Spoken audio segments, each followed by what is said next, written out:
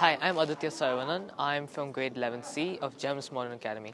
I've known that AI is going to be a very important part of our futures, and I would really like to see how I could use it in my future and help me with my projects and my work in school.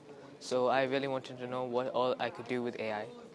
Which part of the workshop has had the biggest impact on me? I would say it is the different types of AI because it's something which I had never known before, and along with that, I gotta say that the way Dr. Blaine has taught everything, you can't really call it like a certain part. It's the entire workshop itself was a very entertaining experience, an informative one, an amazing experience, something you must do and you must learn because it's really helpful in your studies and in your future.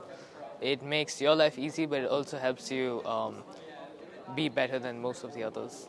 So when we have like these research projects or with any other projects, I think I could use the AI to help better my understanding of the project. Along with that, I can use it for my essays to get a better understanding of what I'm doing.